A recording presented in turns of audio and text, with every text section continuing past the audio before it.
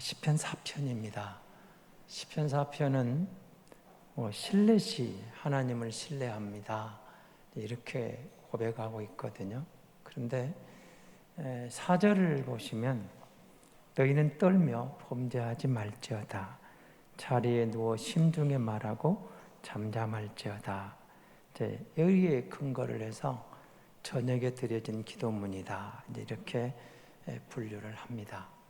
오늘 1절 말씀을 한번 보실래요? 같이 한번 보겠습니다. 내 의의 하나님이여 내가 부를 때에 응답하소서. 곤란 중에 나를 너그럽게 하셨사오니 내게 은혜를 베푸사 나의 기도를 들으소서. 아멘. 하나님, 내 의의 하나님, 나의 의로움을 지켜주시는 하나님, 이렇게 고백을 하면서 기도함으로 시작합니다. 그러니까 내 의의 하나님이여, 이 말 속에서 하나님께서 내 의를 보장해 주십니다. 내 의의 근거가 되십니다. 나의 의로움의 근본이 하나님께 있습니다. 지금 상황이 현재 누군가가 자신을 고발했어요. 그러니까 그 억울함을 토로하면서 하나님, 내가 의로운 삶을 살아온 것을 하나님은 아시지 않습니까? 그래서 내 의의 하나님이라고 고백을 하는 겁니다.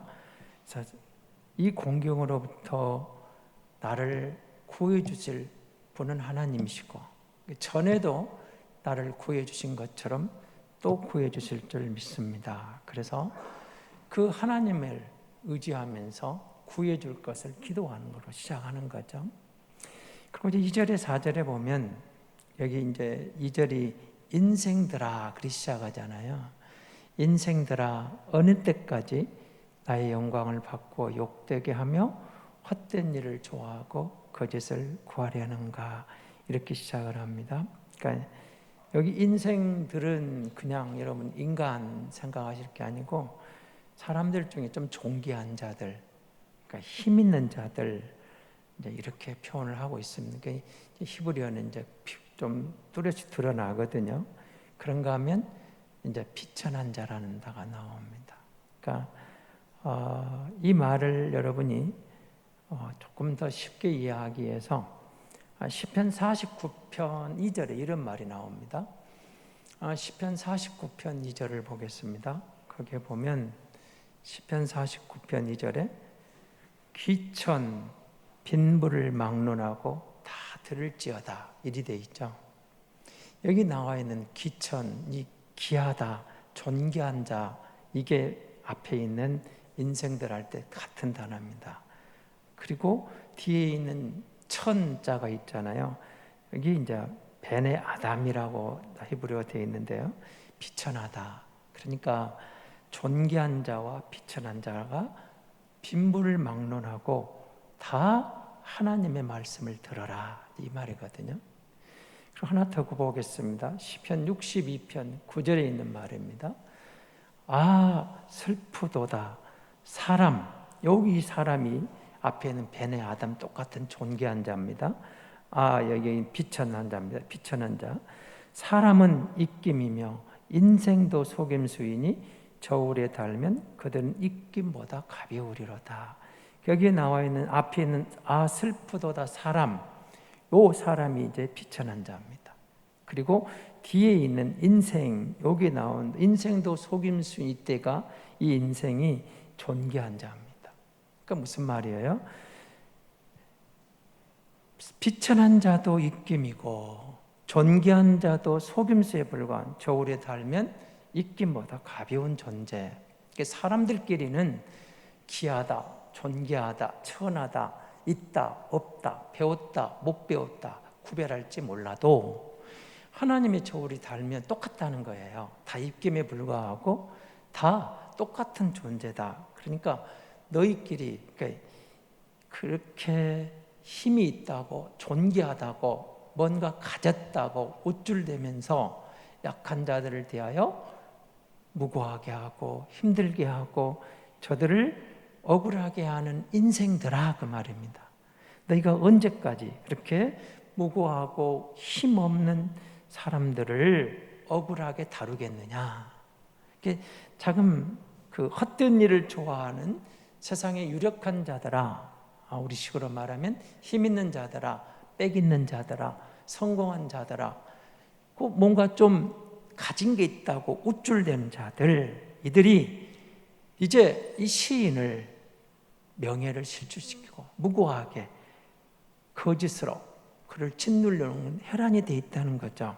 그래서 그 거짓이 근거 없는 비난이고 억울한 고소로 만들어내는 행위인데 그것을 저들은 꺼리지 않고 자행한다는 거예요.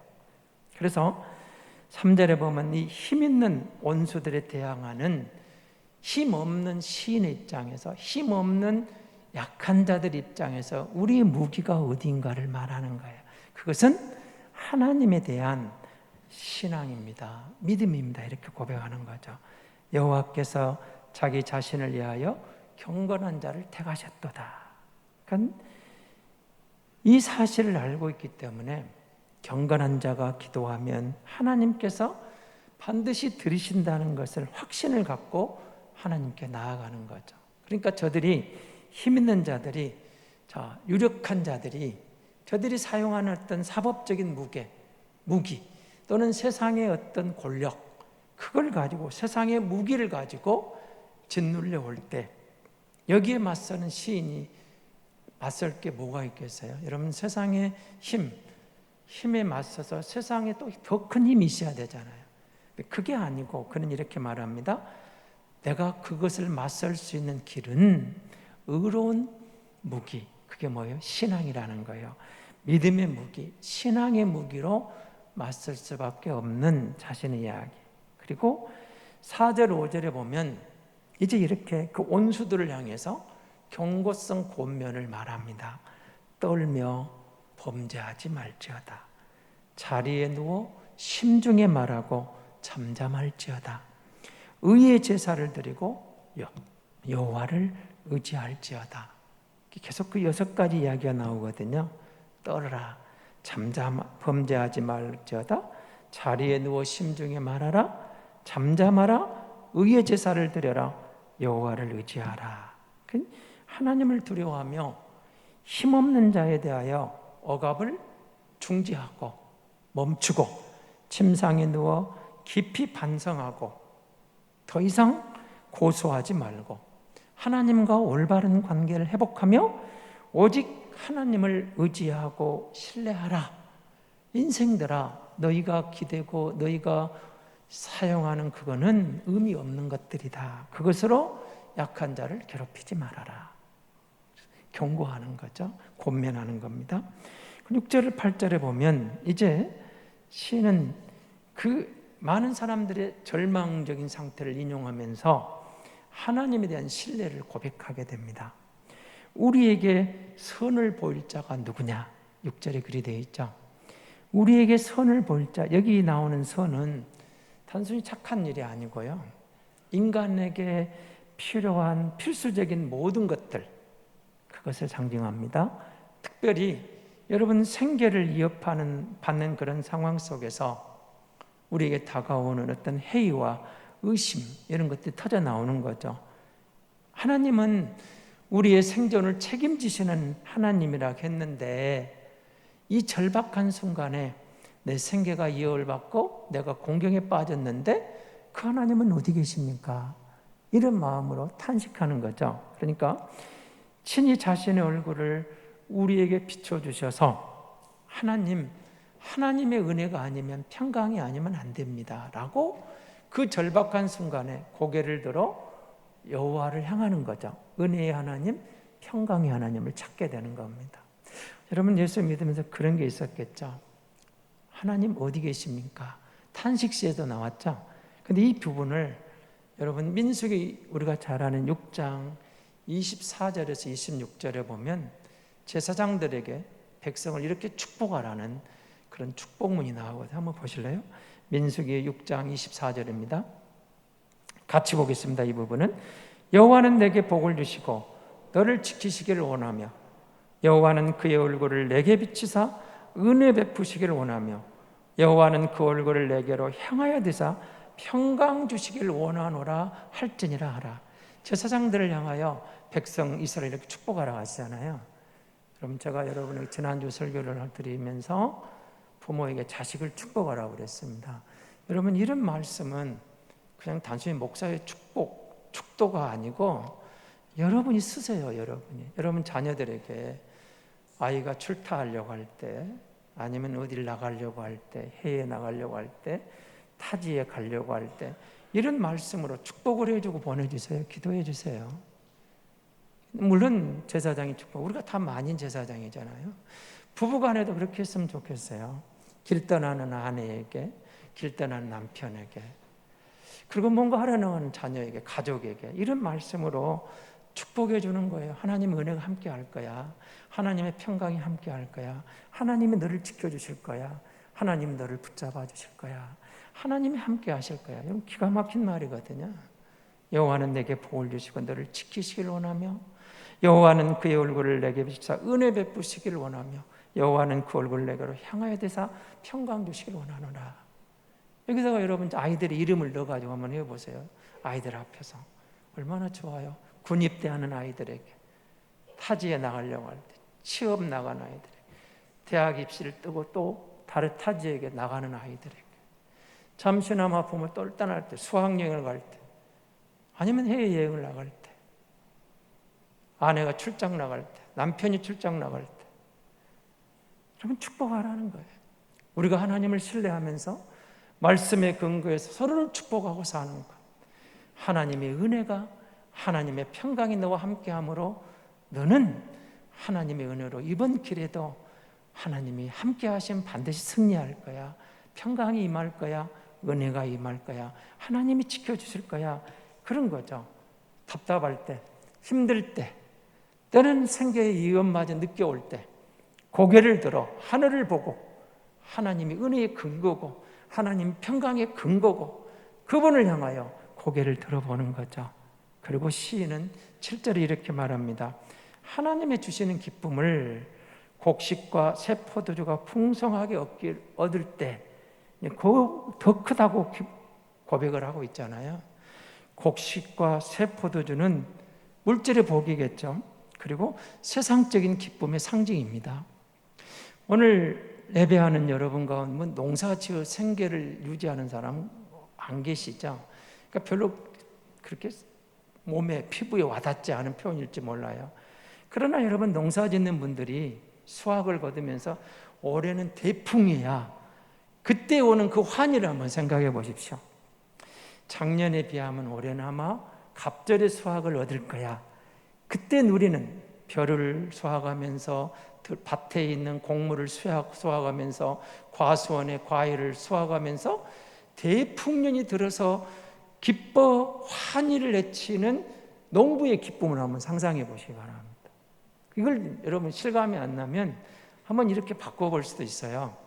지금 여러분이 이 코로나라는 위기 앞에 막 다 위축되어 버렸잖아요. 이 많은 걸 바꿔버렸습니다. 여러분이 하는 사업이, 하는 일이 힘드는데 이번 달 매출이 10배가 올랐어요. 기뻐요, 안 기뻐요? 10배가 올랐는데 안 기뻐요? 10배가 오르면 기쁘죠. 내가 하는 사업 그렇게 됐는데, 내 다니는 직장이 이번 기회에 잘 매출이 늘어나가지고 다음 달 성과금을 5천만 원을 준다는 거예요. 기쁘겠어요, 안 기쁘겠어요? 활짝 뛰죠. 그냥 벌쩍 넘어. 그런 기쁨. 지금 여기 곡식과 세포주가 풍성하단 말은 그 기분이에요. 그 기분. 매출이 10배가 올랐습니다. 성과금을 몇 천만 원을 준답니다. 그럼 기쁘죠. 인간은 그런 기쁨이 있어요. 기쁘죠. 안 기쁠 사람이 어디 있어요? 저도 기쁠 것 같아요. 여러분, 우리가 물질의 복을 누릴 때 안 기쁜다면 거짓말이죠. 다 필요해요. 그런데 시인은 이렇게 고백하는 거죠. 주 안에서 내가 누리는 기쁨은 그것과도 비교가 안 될 만큼 큽니다. 위대합니다. 그러니까 세상이 주는 어떤 기쁨도 주님과 한 관계에서 누리는 그것과는 비교 대상이 아니라는 거예요.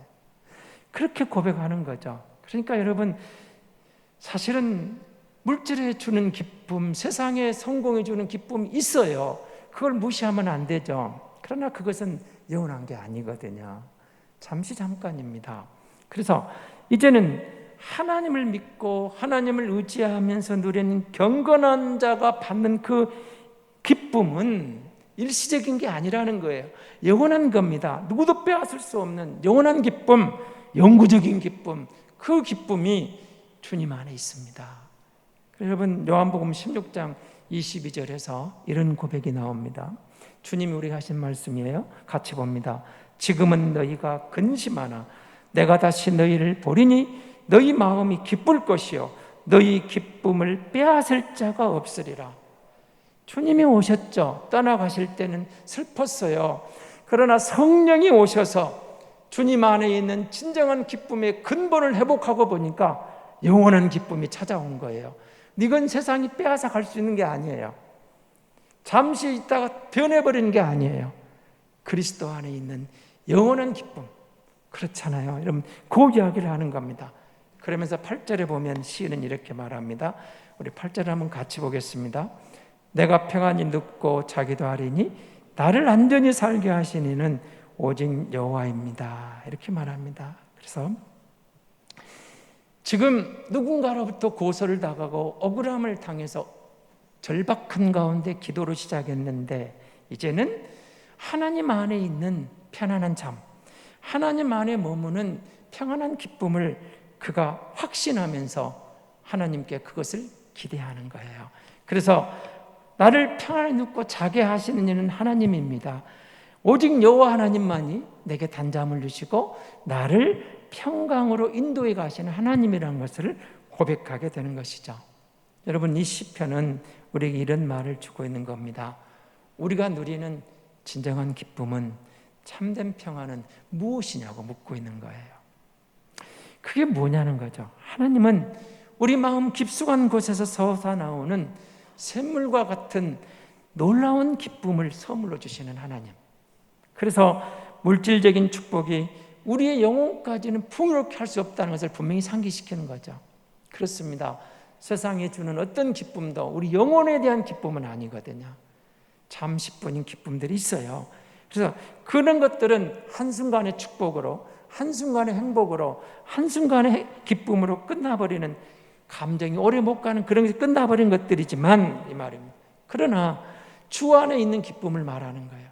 주님이 주시는 가장 소중한 영적인 기쁨이 담겨있는 이 기쁨은 한순간에 지나지 않는 그런 기쁨이 아니고 영원히 지속되는 것. 그래서 주님이 우리에게 주는 말이 있잖아요. 평안을 너에게 끼치느니 곧 나의 평안을 너에게 주노라. 그 다음에 뭐예요? 내가 너에게 주는 것은 세상이 주는 것 같이 아니하니라. 세상이 주는 것은 일시적이지만 그리스도 안에 누리는 그 기쁨이 영원하다. 그것을 우리에게 말하고 있는 거죠. 여러분, 저와 여러분이 예수 믿는 사람입니다. 우리가 믿는 게 기독교죠. 그럼 우리가 믿는 기독교는, 예수를 믿는다는 것은 세상 종교와 다른 게 뭐가 있을까요? 우리 종교는 하나님과의 관계, 인격적인 만남 속에 이루어지는 동적인 종교입니다. 그래서 정말로 우리가 예수를 만났다, 하나님을 만나는 순간 뭐가 이루어져요? 나를 귀하게 여길 줄 아는 거예요. 여러분, 환경과 비교해서 어떤 내가 갖고 있는 물질의 그것 가지고 나를 천히 여기지 않은 거예요. 주님 안에 인격을, 주님을 인격적으로 만나고 보니까 내가 소중해요. 있는 그대로 소중해요. 내 모습 이대로 주 받으시옵소서. 그러니까 그 모습 그대로 하나님은 나를 소중히 여긴다는 걸 발견하는 거죠. 내 모습 이대로. 그럼 세상은 너무 비교해가지고 성공을 따지잖아요. 그러니까 비교 대상에서 낙오되고 실망하고 좌절하고 그러는데, 주님이 우리를 맞이하는 그게 아니라는 거예요. 그래서 우리가 주님을 만날 때 어떤 기쁨이면 그 놀라운 사랑이 내 것이 되고 사랑을 나누는 교제가 이루어지고 다른 사람을 초대해줘. 우리가 예배 가운데 오는 건 뭘까요? 그 잔치집에 함께 모여서 성도의 교제를 나누면서 우리를 부르신 그분에게 경배하는 거예요. 그분의 영광을 돌리는 거예요. 그래서 여러분, 잔치집에 가면 기쁨과 즐거움이 넘치듯이 예수 그리스도를 믿는 성도들이 모인 곳에 그런 잔치집 같은 기쁨이 있어야 되는 거예요. 그곳이 천국이죠. 그곳이 교회라는 거예요. 그러니까 여러분, 교회 와서는 주님이 주인이십니다. 주님이 왕입니다. 우리가 초대받은 하나님의 자녀로서 주 안에 누리는 기쁨이 있는, 여러분 잔치집에 와서 슬퍼하고 늘 얼굴에 주름, 깊은 한숨, 어둠이 있으면 되겠어요? 기쁨으로, 즐거움으로 하나님 우리를 그렇게 부르셨거든요. 누가복음 14장에 보면은 그 유명한 초대를 하잖아요. 잔치를 벌여놓고 부르는데 사람들이 핑계대고 오질 않아요. 하나님이 우리를 이 기쁨의 잔치에 초대했는데 많은 사람들이 핑계를 대고 이유를 들어서 거절합니다. 왜 그럴까요? 이유는 간단합니다. 이 초대가, 이 초청장이, 주님의 이 부르심이 얼마나 소중하고 귀한지를 모르기 때문에 그래요. 모르기 때문에 그래요. 여러분, 제가 자녀들과의 부모의 관계 생각해 보면서요, 왜 우리 자녀들이, 저도 똑같아요, 엄마 아빠에게 불효자가 됐다 할 때는 어떤 순간일까요? 부모님의 은혜를 잘 모를 때 그래요. 근데 부모님 은혜를 깨닫고 나면 불효하라거든. 불효를 못해요.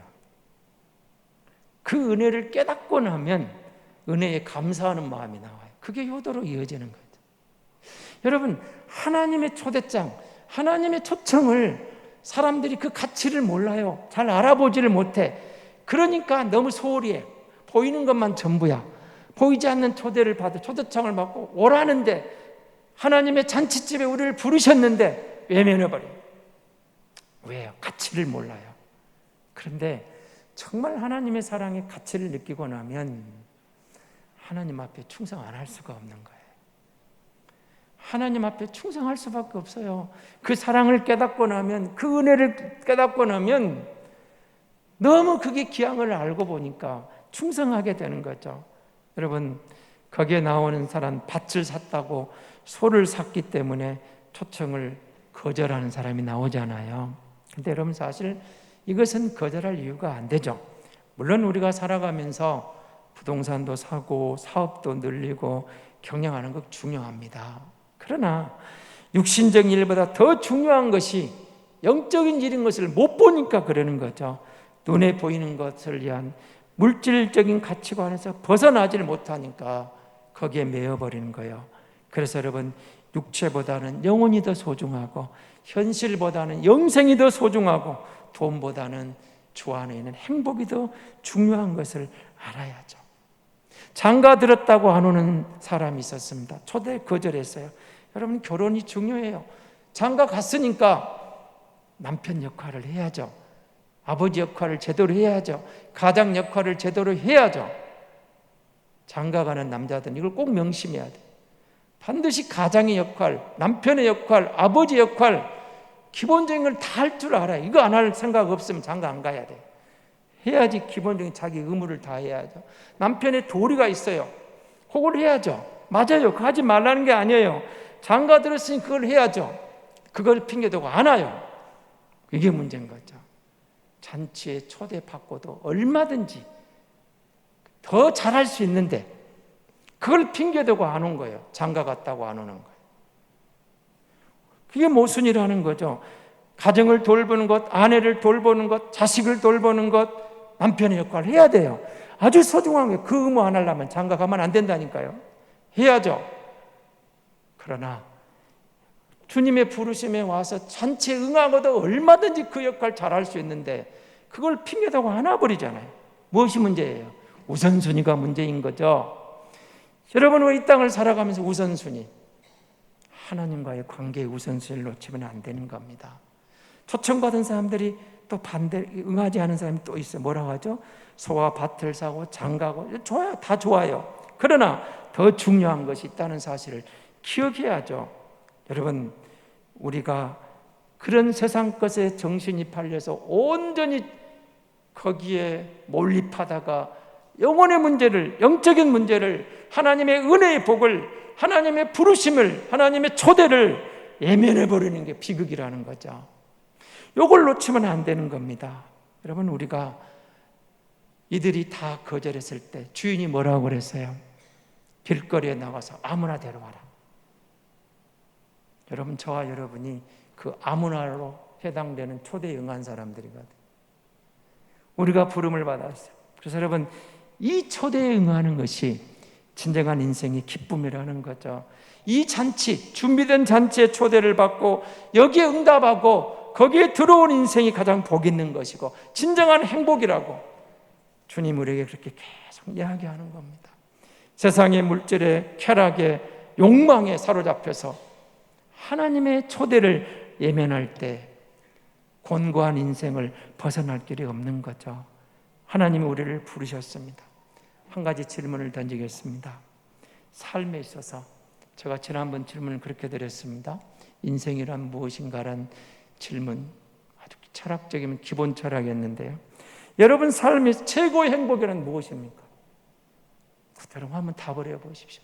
내 인생의 최고의 행복은, 여러분 우리는 다 기준이 달라요. 사람마다 지금 사는 형편이 다르기 때문에 진정한 행복에 대해서 말하는 것도 다를 수 있습니다. 가난하게 산 사람은 돈만 많으면 행복할 것 같아요. 건강이 어려운 사람은 건강하기만 하면 행복할 것 같아요. 또 어떤 사람은 지식적인 것, 외모적인 것, 재능쟁이 있어서 자기보다 더 가지고 있는 사람을 부러워하면서 내가 저렇게 더 많이 가지면 행복할 것 같다고 말할 수도 있겠죠. 그러나 여러분, 인간의 삶은 눈으로 보여지는 그 보이는 물질적인 행복이 다가 아닙니다. 진정한 행복은 모든 사람의 공통적인 것은 좋은 만남을 시작하는 거거든요. 그러니까 무엇을 하며 어디에서 사느냐도 중요하지만 더 중요한 것은 누구와 함께 하느냐가 중요한 거겠죠. 이 세상 사는 동안에 좋은 사람을 만나서 만남의 복을 받고 사는 게 중요합니다. 그런데 그 수많은 만남 중에 제일 중요한 만남이 있습니다. 하나님과의 만남입니다. 하나님과의 만남. 여러분, 목사님 무슨 말씀을 하시려고 합니까? 내가 예수 믿는 사람과 예배자로 와 있는데 내가 하나님 만난 사람입니다. 이렇게 말하지 마시고 이번 기회에 코로나 시기를 지나면서 정말 나는 하나님을 만난 사람인가? 정말로 나는 하나님의 부르심 앞에서 예수 그리스도와 인격적인 관계가 제대로 열려 있는 사람인가? 이걸 제발 좀 확인하십시오. 내가 진짜 예수쟁인가? 나는 진짜 예수 믿는 사람인가? 내가 진짜 예수 믿는 사람이라면 어떻게 내 인생을 열어갈 것인가? 이런 문제죠. 우리 인생의 가장 중요한 것은 하나님과의 만남입니다. 사람들과의 많은 만남은 잠시 동안 만나다 끝나버린 경우가 많지만 주님과의 만남은 생명의 문제입니다. 영혼의 문제입니다. 영원한 만남입니다. 그리고 우리의 근본을 찾는 겁니다. 이 하나님과의 만남이 없는 행복은 다 일시적인 겁니다. 다 순간적인 겁니다. 영원한 기쁨, 영원한 행복은 이 땅에 없습니다. 세상 사람들이 갖고 있는 것, 추구하고 누리고 있는 것 가운데는 영원한 것 아무것도 없습니다. 다 지나갑니다. 다 일시적인 겁니다. 그리스도 예수 안에 있는 것만 영원합니다. 그러니까 여러분, 우리가 주님을 만나기 전에는, 하나님을 인격적으로 만나기 전에는, 하나님과의 관계가 회복되기 전에는 진정한 행복은 없는 겁니다. 모든 사람에게 공통적으로 줄 수 있는 행복, 그리스도 예수 안에 있는 행복입니다. 주님을 만나서 누리는 행복, 세상이 줄 수 없는 것, 세상에서는 도저히 얻을 수 없는 것, 예수 그리스도 안에 있는 평강입니다. 예수 안에 있는 행복입니다. 예수 안에 있는 은혜입니다. 이걸 누릴 때 여러분 진정한 행복을 모든 사람이 누리는 거예요. 뭐 높고 낮고 네 것 내 것 크고 작고 그런 문제가 아니에요.